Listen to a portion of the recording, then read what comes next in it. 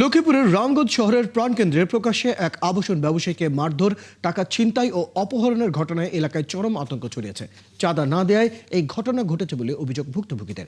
এই ঘটনায় মামলা হলেও এখনো গ্রেফতার নেই। আতর মনিরের তথ্য ও ছবিতে প্রতিবেদন। ৪ জানুয়ারি দুপুর রামগঞ্জ সিটি প্লাজার ওয়ে হাউজিং এর অফিসে হঠাৎ ঢুকে পড়ে 10 থেকে 12 জনের একটি দল।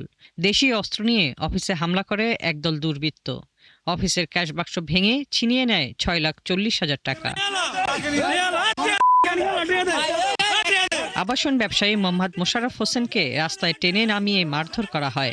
অভিযোগ রয়েছে হত্যার উদ্দেশ্যে একটি সিএনজি চালিত অটোরিকশাতে তুলে তাকে অজ্ঞাত স্থানে নিয়ে যাওয়া হয়। এইভাবে দিনে দুপুর একজন মানুষকে হেনস্থা করে ওনারা নিয়ে গেছে, এটা দৃষ্টিকটু। এটা অবশ্য আইনের লঙ্ঘন আমার মনে হচ্ছে। একটা ব্যবসায়ীর অবস্থা যদি হয়, সাধারণ মানুষের অবস্থা এখন কোথায়? আর এটা যদি সুষ্ঠু বিচার যদি না হয়, তাহলে দেখা যাবে এটা দিন দিন আরো বাড়তেই থাকবে। ওয়ে হাউজিং এর কর্মচারীরা জানান, পরে পুলিশের সহযোগিতায় তাদের চেয়ারম্যানকে উদ্ধার করা হয়। হামলাকারীরা মোবাইল ফোন ফেরত দিলেও নগদ টাকা ফেরত দেয়নি। নগদ কিছু অর্থ ছিল স্যারের, ওগুলা নিয়ে যায়। পরবর্তীতে স্যারের মোবাইলটাও নিয়ে যায়, মোবাইলটা পরে ফেরত দেয়, পুলিশের মাধ্যমে ফেরত দেয়, কিন্তু মোবাইলটা পরে অকেজো হয়ে থাকে আর কি। রামগঞ্জ সিটি প্লাজার মার্কেট ইনচার্জ বলেন, প্রকাশ্যে এমন ঘটনায় রামগঞ্জের ব্যবসায়ীরা উদ্বিগ্ন।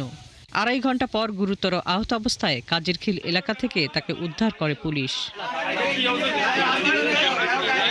ভুক্তভোগীর দাবি, গত কয়েক মাস ধরে একটি সন্ত্রাসী চক্র তার কাছে 15 লাখ টাকা চাঁদা দাবি করেছিল। চাঁদা না দিলে ব্যবসা বন্ধ ও প্রাণনাশের হুমকিও দেওয়া হয়। আমি সবার কাছে এটার বিচার চাই, প্রশাসনের কাছে এটার বিচার চাই। যারা আমাকে গুম করে নিয়ে গেছে, আমার মোবাইল নিয়ে গেছে, আমার পকেট থেকে টাকা নিয়ে গেছে, তাদেরকে আইনের আওতায় আনা হোক, তাদের সুষ্ঠু বিচার করা হোক। জেলা গোয়েন্দা শাখা ও রামগঞ্জ থানার পুলিশ জানিয়েছে, এ ঘটনায় মামলার তদন্ত চলছে। তবে এ নিয়ে তারা ক্যামেরায় কথা বলতে রাজি হননি। হাসিবা আলী বর্ণা, ৭১।